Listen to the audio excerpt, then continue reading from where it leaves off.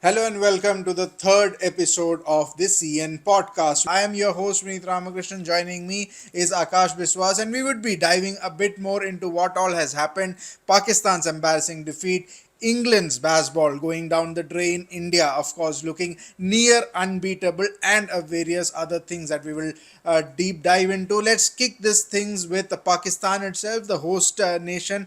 If To remind you all, for the first time in nearly 3 decades, they were hosting the Champions Trophy, but not much so in terms of hosting it on their own soil. India playing in Dubai, so it was hybrid model. But then again, Akash, the way Pakistan went about their business in the Champions Trophy, it pretty much ended even before the business end of the Champions Trophy could come about.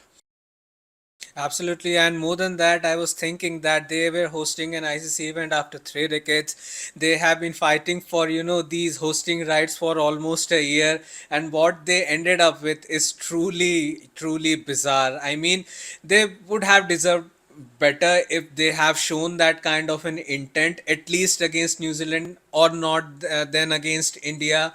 Then they had that kind of fate written already, right? They could not even end with 2 points. So yes, that's what it is. I mean, the thing here is that Pakistan Cricket Board, the administration, the team think tank needs to go back to the drawing board. We know what's coming up, right? Coaching overhaul, but that won't work really. That we have seen right after their ouster in the 2019 World Cup, which held in England. They lost there. They could not make it to the semi-finals, and who bore the brunt? It was Mickey Arthur, then coach. Then again, it happened after their dramatic, ouster during the 23 ODI World Cup, T20 World Cup last year. So changing and chopping coaches won't work. Putting proper players in that squad, constituting a strong group of players would would help them going forward. Yeah, of course. And we talked about how embarrassing this is for Pakistan.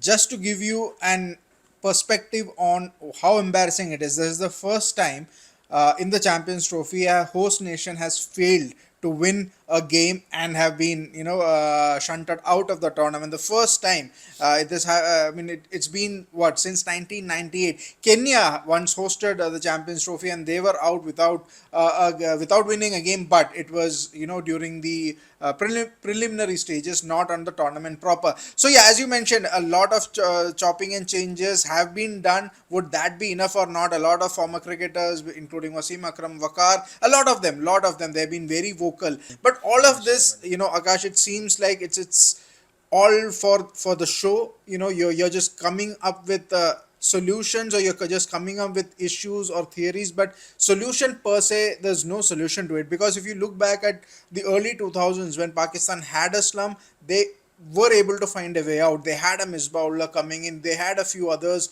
coming in. But in this system, despite the fact that you have a Babar Azam, Mohammad Rizwan, or a Shaheen Shah Afridi, there's no way out, it seems, for now, because the structural changes, or there needs to be a structural overhaul. The grassroots isn't working. They have done away with their domestic structure, which had been really good for them. They've brought in a lot of changes there. Your chairman is not just PCB chairman, he is also the interior minister there, looking after different things. A lot of government interference.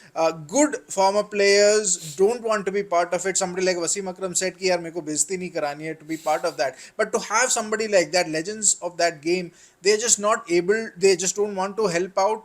What is the way forward for Pakistan, or do you think it is done? Well, what I believe is, there are two things. First up, that until there are so much political interference, then it's definitely gonna impact the team management, the team culture, and entire PCB infrastructure. What we say. And the second thing, now it's the choice up to them. Either stick with that star culture, because in other teams, what we have seen, there comes a transition phase. What we talk about when we speak about the Indian cricket team, which is currently going through, a certain number of players will take a call on their careers, and they will pass the baton to the upcoming generation. But here in Pakistan, what we see, either they sack that player, or they force them to retire, just like we saw Fawad Alam, what he Yeah. endured, what kind of a career he endured.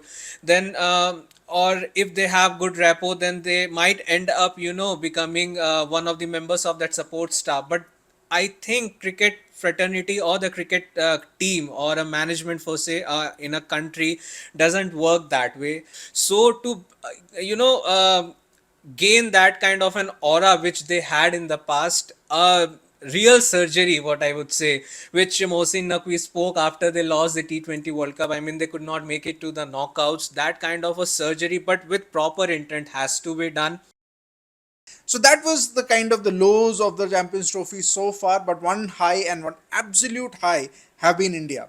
We have discussed this and we have probably said this 100 times that India are so strong that it's very difficult to find a chink in their armor. Their two games, again, it was Bangladesh and Pakistan for me, the two worst teams in the Champions Trophy so far, but they have been dominating.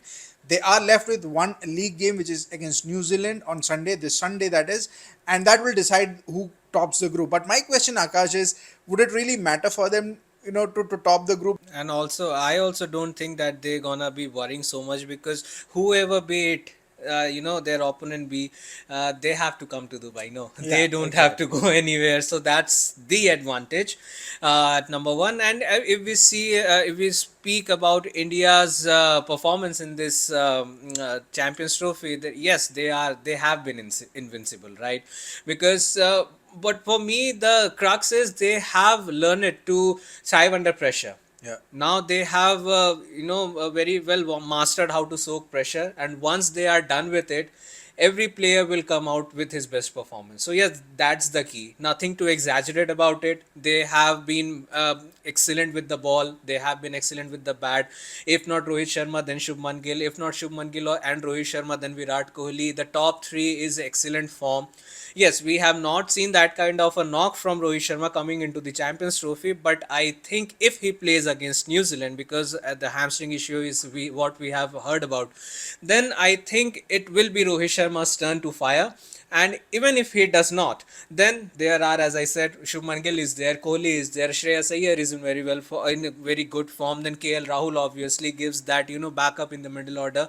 And if we are done with the proper batters, then we have someone like an Aksar Patel.